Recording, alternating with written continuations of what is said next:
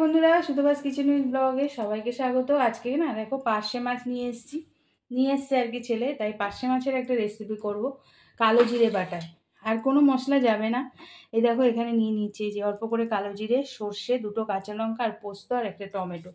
এই কটা আমি মিক্সিতে পেস্ট করে নেব। আর আমি একটু আলু দেবো। তো রান্নাঘরে চলো, এগুলো বেটে নিয়ে রান্নাঘরে চলে যাচ্ছি একবারে, তারপর দেখাচ্ছি, তোমরা সাথে থাকো। নিয়ে রান্নাঘরে চলে এসেছি। আর আমি বললাম একটু আলু দেবো, আলু কেটে একটু সামান্য পেঁয়াজ দেবো, কাঁচা লঙ্কা চিড়ে নিয়েছি আর মশলাটা করে নিয়েছি সর্ষে, পোস্ত আর কালো জিরে, মেনলি কালো জিরে বাটা দেখা যাচ্ছে। আর উপরে দিয়ে নিয়েছি একটু হলুদ আর মাছগুলো।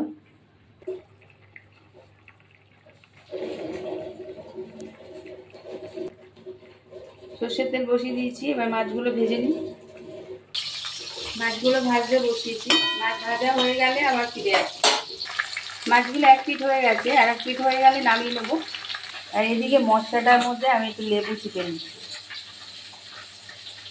এটা অপশনাল, দিতেও পারো নাও দিতে পারো, তবে দিলে কিন্তু এই গরমে ভালো লাগে।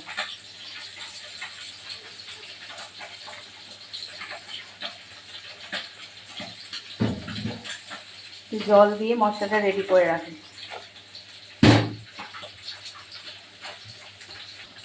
মাছ ভাজাগুলো সব তুলে নিয়েছি, আর এদিকে একটু নুন দিয়ে আলুগুলো ভাজতে বসি। আলুগুলো একটু লাল লাল করে ভেজে নেব। আলুগুলো একদম লাল লাল করে ভেজে তুলে নিই। আর এদিকে পেঁয়াজটা ফোড়ন দিয়ে দিই।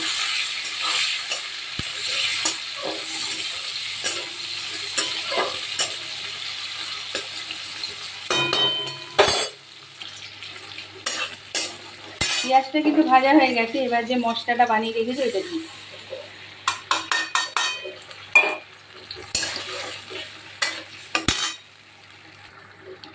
একটু বাটি ধোয়া জল দিয়ে দেবো।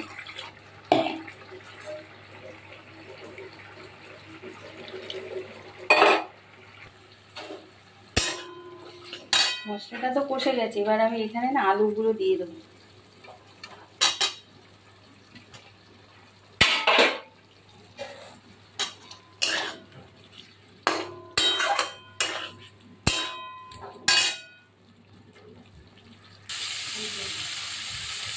আলুটা আগে দিলাম কারণ সিদ্ধ হতে বাকি আছে, তো এই জন্য একটু